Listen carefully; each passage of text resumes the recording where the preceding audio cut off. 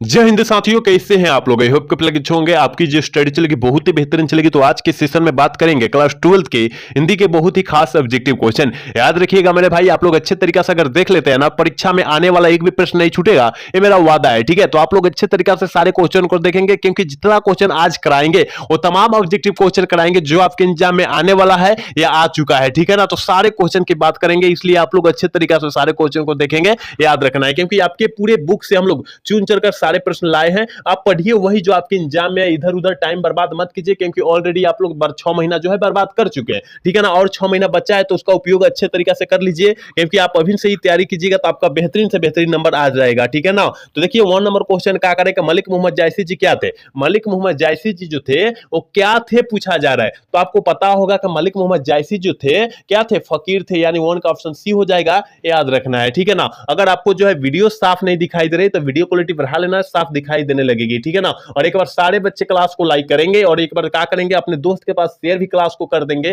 क्योंकि क्लास को कराने में और मजा आ जाए। ठीक है ना, और साथ में सब्सक्राइब भी कर लेना है। ठीक है, चलिए 2 नंबर क्वेश्चन करें कि सूरदास की कौन सी रचना है? सूरदास की कौन सी रचना है? तो याद रखिएगा सूरदास की जो है सूरसागर रचना है, याद रखना है। तो सूरसागर तो यहां दिया नहीं है, लेकिन मेरे भाई पदवन जो दिया है ना, ये सूरदास की रचना है। पदवन जो है सूरदास जी की रचना है, याद रखिएगा। और पुत्र वियोग जो है सुभद्रा कुमारी चौहान की रचना है, याद रखिएगा। और करबक जो है मलिक मोहम्मद जैसी जी की रचना है। छप्पे जो है नाभा दास जी की रचना है। आप लोग याद रखिएगा, हम लोग जितना क्वेश्चन साइड या एक्स्ट्रा बतलाएंगे ना, उस क्वेश्चन को बेहतरीन तरीका से अपने नोटबुक पर लिखकर और अच्छे तरीका से याद रखने का प्रयास आप लोग करेंगे। ठीक है, चलिए अगला क्वेश्चन का कार्य 3 नंबर क्वेश्चन का है कि कृष्ण कहां बैठकर भोजन कर रहा था? कृष्ण कहां पर बैठकर जो है भोजन कर रहा था? तो नंद जी की गोद में जो है बैठकर वो भोजन कर रहा था, यानी ऑप्शन ए में दिया है, ऑप्शन ए वाला टिक कर लेंगे। याद रखना मेरे भाई, एक भी प्रश्न छोड़ना नहीं है, क्योंकि हम वो क्वेश्चन को बतला रहे हैं जो आपके एग्जाम में आएगा। ठीक है, इसलिए आप छोड़िएगा ना एक भी प्रश्न को। ठीक है, कह रहा है कि प्रस्तुत पद में कृष्ण को किसकी सूचना दी गई थी? कृष्ण को जो है किसकी सूचना दी गई थी मेरे भाई? तो आप याद रखिएगा भोर होने की सूचना दी गई थी, यानी 4 का ऑप्शन जो बच्चा सी टिक कर रहा है बिल्कुल सही होगा, याद रखना है।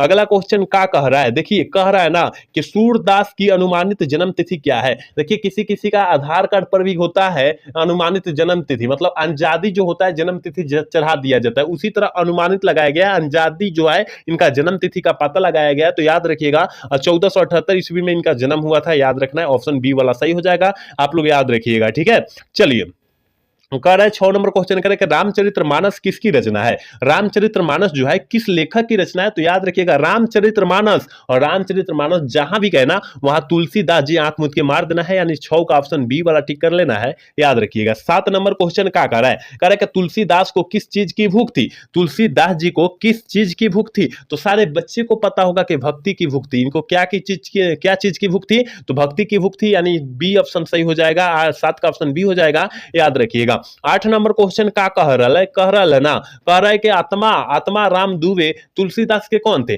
आत्मा राम दुबे जो थे तुलसीदास जी के कौन थे? तो पिता थे, पिता माह थे, याद रखिएगा। ऑप्शन सी वाला करेक्ट हो जाएगा, याद रखना है। देखिए 9 नंबर क्वेश्चन का है रत्नावली के पिता का क्या नाम था? रत्नावली के पिता का जो नाम था वो क्या था? दीनू बंधु दास था। क्या था? दीन बंधु दास था, यानी ऑप्शन बी वाला सही होगा। 9 का ऑप्शन बी होगा, याद रखिएगा। 10 नंबर क्वेश्चन क्या कह रहा है ना, किनकी कविता को सुनकर कवि नाभा दास सिर झुका लेते हैं? किनकी कविता को सुनकर जो होता है ना, कवि नाभा दास जी सिर अपना झुका लेते हैं? तो याद रखिएगा सूरदास जी की कविता को सुनकर नाभा दास जी अपना सिर झुका लेते हैं, आप लोग याद रखिएगा। ऑप्शन ए वाला सही हो जाएगा। देखिए 11 नंबर क्वेश्चन करें कि नाभा दास किसके समकालीन थे? नाभा दास जी किसके समकालीन थे? तो आपको पता होगा कि तुलसीदास के समकालीन जो थे नाभा दास जी थे, यानी ऑप्शन बी वाला जो बच्चा टिक कर रहा है बिल्कुल सही होगा मेरे भाई, याद रखिएगा। देखिए कह रहे हैं कि छप्पिया कितनी पंक्तियों का छंद होता है? बहुत ही खास क्वेश्चन है और आपके एग्जाम में यह प्रश्न कई बार जो है पूछा भी गया है। तो आप लोग याद रखिएगा कि छप्पिया जो है कितनी पंक्तियों में होता है? तो याद रखिएगा ये जो होता है 6 में होता है। कितना में होता है? 6 में छंद में होता है, यानी ऑप्शन सी वाला करेक्ट होगा, याद रखिएगा। 13 नंबर क्वेश्चन का करें कि बीमल में कौन सा उपसर्ग है? बीमल यानी बीज और मल, बीज और मल, यानी जो हो जाएगा बी जो हो जाएगा उपसर्ग हो जाएगा, मल जो हो जाएगा प्रत्यय हो जाएगा, क्योंकि पहले वाला जो होता है ना उपसर्ग होता है और अंत वाला जो होता है क्या होता है? प्रत्यय होता है, क्योंकि हम लोग सारे हिंदी के क्लास में बेहतरीन तरीका से बतलाए हैं। एक दिन जो है हम लोग उपसर्ग और प्रत्यय का हम लोग क्लास लेकर आएंगे, उसमें बेहतरीन तरीका से समझाने का प्रयास करेंगे और वहां डाउट पूरा क्लियर कर देंगे। लेकिन यहाँ डाउट क्लियर हो जाना चाहिए आपको कि बी जो हो जाएगा पहिलका जौन हो जाई वो जौन उपसर्ग हो जाए, ठीक है, का हो जाए ऑप्शन जो हो जाए, मतलब यहाँ बी उपसर्ग हो जाए, ठीक है, बी उपसर्ग हो जाएगा। लेकिन यहाँ पर मल जो हो जाएगा ना मेरे भाई, मल जो हो जाएगा वो प्रत्यय हो जाएगा। याद रखिएगा हम लोग अच्छे तरीका से सारे क्वेश्चन को बतलाएंगे। कुछ क्वेश्चन जो है भोजपुरी में बतलाने का प्रयास करेंगे। देखिए क्योंकि हम लोग बिहारी है और बिहारी जो होता है सब जगह जो है भोजपुरी ही गर्दा छराता है, ठीक है, तो हम लोग कहीं कहीं भोजपुरी बोलने का भी प्रयास करेंगे, आप बुरा न मानिएगा, ठीक है।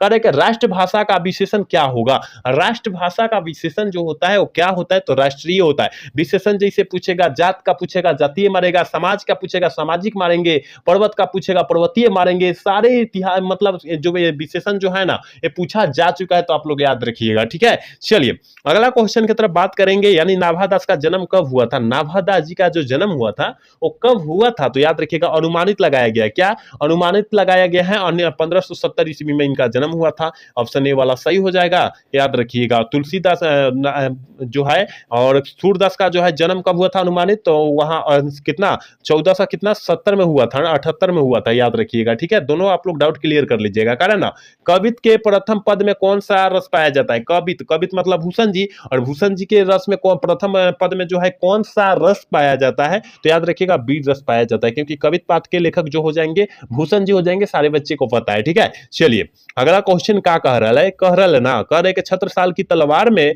ने कौन सा रूप धारण कर रखा था, कौन सा रूप धारण कर रखा था, तो याद रखिएगा 17 का जो ऑप्शन हो जाएगा ना ये हो जाएगा रौद्र रूप, क्योंकि हमने काफी बार यह क्वेश्चन बतलाया भी है, आपको पता होनी चाहिए, ठीक है। चलिए 18 नंबर क्वेश्चन करें कि निम्न में से कौन सी रचना प्रसाद जी की नहीं है, कौन सी रचना जो है प्रसाद जी की नहीं है, तो याद रखिएगा साकेत जौन होता है ना ये प्रसाद जी की रचना नहीं है। ऑप्शन डी वाला सही होगा, 18 का ऑप्शन डी होगा, याद रखिएगा। 19 नंबर क्वेश्चन क्या करेंगे, प्रसाद रचित महाकाव्य का नाम क्या है, प्रसाद रचित महाकाव्य का नाम जो है वो क्या है, तो याद रखिएगा काम्यानी है। क्या है, काम्यानी है, ऑप्शन बी वाला सही होगा। 19 का ऑप्शन जो बच्चा बेटी कर रहा है बिल्कुल सही होगा, याद रखिएगा। चलिए 20 नंबर क्वेश्चन करें, सुभद्रा कुमारी चौहान किस वर्ग की कवित्री मानी जाती है, सुभद्रा कुमारी चौहान जो है किस वर्ग की कवित्री मानी जाती है, तो याद रखिएगा राष्ट्रीय भावधारा की कवि मानी जाती है, यानी 20 का ऑप्शन जो बच्चा बीटी कर रहा है बिल्कुल सही होगा, याद रखिएगा। 21 नंबर क्वेश्चन करें क्या ना, सरोज समृद्धि किसकी रचना है, सरोज समृद्धि जो है किस लेखक की रचना है, तो सरोज समृद्धि आपको पता नहीं है, निराला जी, यानी 21 का ऑप्शन जो बच्चा बीटी कर रहा है बिल्कुल सही होगा, याद रखिएगा। मेरे भाई हम लोग उस क्वेश्चन की ही बात कर रहे हैं जो आपके एग्जाम से सीधा टकराएगा, इसलिए आप लोग अच्छे तरीका से देखिए और जहां डाउट होना वहां पूछने का प्रयास कीजिएगा, क्योंकि आपके बीच हम वही क्वेश्चन कराएंगे जो आपके एग्जाम में आएगा, ठीक है। इधर उधर का क्वेश्चन कोई भी नहीं कराएंगे, क्योंकि आपके पास अब 6 महीना का टाइम है, मतलब 6 महीना में आप कम से कम 15 दिन जो है गंवा चुके हैं, यानी 5 महीना कुछ दिन है ना, 15 दिन धर सकते हैं, तो अब इतना दिन में आप बेहतरीन तैयारी कैसे कर सकते हैं, तो करने के लिए आप हमारे प्लेटफॉर्म से जुड़ सकते हैं, आप हमारे व्हाट्सएप ग्रुप से जुड़ सकते हैं, क्योंकि वहां पर अभी जो है अवेलेबल पीडीएफ को जो है प्रोवाइड नहीं कराया जा रहा है, लेकिन परीक्षा का हो सकता है 1 माह पहले जो है हम लोग वहां पर जो है पीडीएफ को अवेलेबल जो होता है ना हम लोग क्या कराते हैं, पीडीएफ प्रोवाइड कराते हैं, तो आप टेंशन न लें और हमारे ग्रुप से भी जुड़ जाइए और अच्छे से हमारे क्लास भी करिए आप, ठीक है। चलिए 22 नंबर क्वेश्चन करें कि ट का उच्चारण स्थान क्या है, अगर हम लोग ट शब्द बोल रहे हैं तो उसमें जो है सबसे ज्यादा किस चीज का प्रयोग हो रहा है, ट मतलब कह रहा है कि मृदा, क्या होगा, मृदा हो जाएगा, यानी तालू के ऊपर वाला मतलब दांत और मृदा जो होता है उससे जो होता है टकरा रहा है ना, तो यानी ऑप्शन ए वाला करेक्ट हो जाएगा, याद रखिएगा। करेक्ट व्याकरण की दृष्टि से अपनापन शब्द है, अपनापन शब्द क्या है, अपनापन जो होता है, मान लीजिए कि आपके भाई है, भाई जो है अपना है, मान लीजिए कि पिता है, पिता अपना है, माँ जो है अपना है, छोटा भाई जो है अपना है, बड़ा भाई जो है अपना है, बहन जो है अपना है, इसका मतलब उसमें जो है किसका बोध हो रहा है, भाव का बोध होगा तभी ना, वहां लगाव का बोध होगा तभी ना आप जो है क्या कह सकते हैं, अपनापन कह सकते हैं ना, तो यानी भाववाचक संज्ञा का उदाहरण हो जाएगा, याद रखिएगा। हम लोग उस टाइप से ही बतलाते हैं कि बच्चों को समझ में आ जाए, ठीक है ना। चलिए अगला क्वेश्चन क्या कह रहा है, कह रहा है ना कि शमशेर बहादुर सिंह को साहित्य अकादमी पुरस्कार कब मिला था, शमशेर बहादुर सिंह को साहित्य अकादमी पुरस्कार जो है कब प्राप्त हुआ था, जल्दी से 24 का ऑप्शन बतला दीजिए क्या हो जाएगा, तो 1977 ईस्वी में मिला था, याद रखिएगा। ऑप्शन ए वाला जो बच्चा टिक कर रहा है ना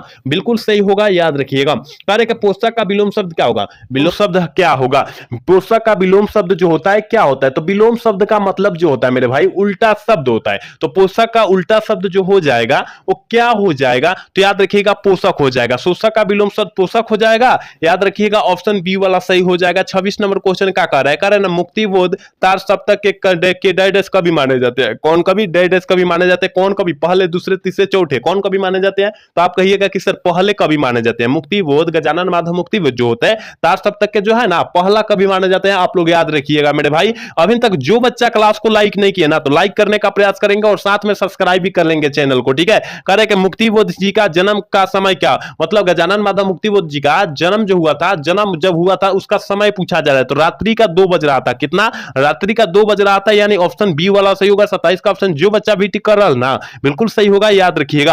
अगला क्वेश्चन करें अधिनायक में कौन सा उपसर्ग है? अधिनायक अधिजोर नायक, अधिजोर नायक हो जाएगा कि नहीं हो जाएगा? यानी अधिक उपसर्ग हो जाएगा, अधि उपसर्ग हो जाएगा और यहां पर जो हो जाएगा नायक जो हो जाएगा प्रत्यय हो जाएगा, क्योंकि पहले जल वाला होता है उपसर्ग होता है और बाद वाला जो होता है प्रत्यय होता है, आपको पता है, ठीक है ना। तो अधि जो हो जाएगा उपसर्ग हो जाएगा, याद रखिएगा मेरे भाई। हम बहुत ही बेहतरीन तरीका से बतलाने का प्रयास करें कि आपको समझ में आ जाए, ठीक है। कह रहा है ना 29 नंबर क्वेश्चन कह रहा है कि रघुवीर सहाय का किस काल के कवि माने जाते हैं? किस काल के कवि थे? देखिए कल लिखा गया लेकिन काल वहां होना चाहिए, ठीक है ना। कल टाइप करने में थोड़ी सी जो है आकार छूट गया, ठीक है ना। तो रघुवीर सहायक जो है सहाय जो है किस काल के कवि थे? तो आपको पता होनी चाहिए कि वो जो आधुनिक काल के कवि माने जाते हैं। ऑप्शन ए वाला करेक्ट हो जाएगा, याद रखिएगा।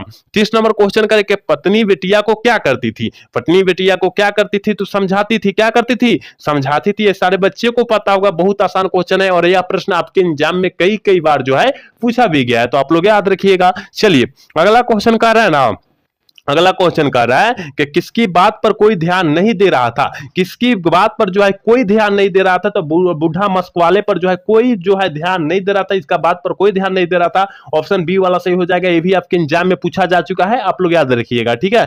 चलिए अगला क्वेश्चन 32 नंबर क्वेश्चन करेगा अप्रकाशित शब्द में कौन सा प्रत्यय है? अप्रकाशित शब्द में जो है कौन सा प्रत्यय है? तो अप्रकाशित और प्रत्यय की बात कर रहा है। देखिए मेरे भाई यहां ध्यान दीजिएगा, यहां क्या कह रहा है कि प्रकाश अप्रकाशित अप्रकाशित मतलब और जो प्रकाशित इत आ रहा है ना, इत लास्ट में आ रहा है क्या कर? देखिए आप लोग अप्रकाशित कह रहे हैं तो अप्रकाशित इत आ रहा है लास्ट में, यानी ऑप्शन बी वाला 32 का ऑप्शन बी हो जाएगा, याद रखिएगा। आप उच्चारण कीजिएगा ना तो नहीं पता लग गया कि हाँ लास्ट में कहने पर जो है अप्रकाशित कर रहे हैं, लास्ट में हम लोग इत आ रहा है ना, तो ये वाला टिक कर देंगे, याद रखिएगा। प्रत्यय पहचानना बहुत ही आसान होता है और उपसर्ग भी पहचानना बहुत आसान होता है, आप लोग याद रखिएगा। करेक्ट। वैसी संज्ञाएं जिसकी खंड समर्थक होते हैं उन्हें क्या कहते हैं? देखिए जिसका खंड समर्थक होता है उसे यौगिक कहते हैं और जिसका खंड समर्थक नहीं होता है ना उसे रूढ़ कहते हैं। क्या कहते हैं? जिसका खंड समर्थक नहीं होता है उसे रूढ़ कहते हैं और जिसका होता है उसे यौगिक कहते हैं। आप लोग याद रखिएगा, यानी ऑप्शन बी वाला सही होगा। 33 का ऑप्शन बी हो जाएगा, याद रखिएगा। कह रहा है कि घ का उच्चारण स्थान क्या है? अगर हम लोग घ बोल रहे हैं या क ख ग घ अंग बोल रहे हैं, इसमें का कोई भी शब्द हम बोले ना तो वहां कंठ का उपयोग हो रहा है। किसका उपयोग हो रहा है? कंठ का। आप पढ़ के भी देख सकते हैं क्योंकि आपके पास जबान भी है ना, तो आप क ख ग पढ़ के देख लीजिए कि क ख ग घ अंग, अगर ये शब्द बोल रहे हैं तो कहां से आवाज आ रहा है, यानी कंठ से आ रहा है, कंठ मार देंगे, याद रखिएगा। ऑप्शन सी वाला सही हो जाएगा। देखिए कह रहा है 35 नंबर क्वेश्चन कह रहा है एक गिलास पानी लाओ, वाक्य है एक गिलास पानी लाओ। किसी से क्या किया जा रहा है? किसी से क्या किया जा रहा है? आज्ञा, मतलब किसी के आगे रिक्वेस्ट किया जा रहा है कि भाई तुम एक गिलास पानी हमको ला दो। देखिए कहिए, आप पढ़ के देखिए कि एक गिलास पानी लाओ, मतलब किसी से आप जो है रिक्वेस्ट कर रहे हैं ना, इसका मतलब आज्ञा कर रहे हैं। क्या कर रहे हैं? आज्ञा करें। आज्ञावाचक से सर्वनाम हो जाएगा, वाक्य हो जाएगा, याद रखिएगा। ऑप्शन सी वाला सही हो जाएगा। देखिए बहुत आसान हिंदी में पूछा जाता है लेकिन बच्चा वहां ध्यान नहीं देता जिसके कारण गलत कर देता है, लेकिन बहुत आसान पूछा जाता है। सारे प्रश्न आपके एग्जाम में आया हुआ है, ठीक है। ये सारे प्रश्न आपके एग्जाम में आया हुआ है, आप लोग देखिएगा, ठीक है। करेक्ट। पुस्तक शब्द है, देखिए पुस्तक, और पुस्तक में जो है वहां क्या किया जा रहा है? वहां पुस्तक जो है बतला दिया गया पुस्तक है, यह कोनो ना कोनो पुस्तक है, लेकिन वहां जातिवाचक हो जाएगा, ठीक है ना। वहां जातिवाचक हो जा रहा है क्योंकि वहां पुस्तक की बात किया जा रहा है कि यह भाई पुस्तक है ना, इसलिए जातिवाचक संज्ञा हो जाएगा। ऑप्शन ए वाला करेक्ट हो जाएगा, याद रखिएगा। वहां पर अगर नाम का बोध किया जाता तब ना, वहां पर मान लीजिए कि हाँ ये गणित का किताब है तब ना व्यक्तिवाचक हो जाता है ना। कह रहा है 37 नंबर क्वेश्चन करें कि निम्नलिखित शब्दों में से समूहवाचक संज्ञा कौन है? देखिए जहां समूह मतलब जहां बहुत सारे लोग हो, जैसे बाजार में लोग होता है, जैसे कि स्टेशन पर लोग होता है, जैसे कि मेला में लोग होता है, वो जो हो जाएगा समूह हो जाएगा, जिसे सभा के नाम से हम लोग जानते हैं, ठीक है ना। तो यहाँ पर 37 का ऑप्शन जो हो जाएगा ये हो जाएगा, क्योंकि सभा हम लोग बोलते हैं, समूह को हम लोग क्या बोलते हैं, सभा को बोलते हैं, जब आपको पता होनी चाहिए, ठीक है। और मानवता जो है भाववाचक संज्ञा है, आदमी जो है ये जो है क्या जातिवाचक संज्ञा है, चावल जो है, चावल में नामे धर दिया गया है चावल, इसका मतलब व्यक्तिवाचक है नहीं, ये भी द्रव्यमानवाचक है, क्योंकि चावल जोखा जाता है, मापा तोला जाता है, याद रखिएगा, ठीक है। चलिए अगला क्वेश्चन क्या करें, 38 नंबर क्वेश्चन करें कि भाववाचक संज्ञा का उदाहरण नहीं है, मतलब भाववाचक संज्ञा का उदाहरण नहीं है, वो दूसरा वाचक संज्ञा का उदाहरण है ना, याद रखिएगा। ताजमहल, ताजमहल जो होता है ये जो होता है क्या, ये व्यक्तिवाचक होता है ना, ताजमहल का नाम रख दिया गया, ताजमहल ऑलरेडी है तो वो जो है क्या है, ताजमहल है, इसका मतलब ये जो है भाववाचक संज्ञा का उदाहरण नहीं है। ऑप्शन यही में मिल गया तो ऑप्शन ए वाला ही सही कर देंगे,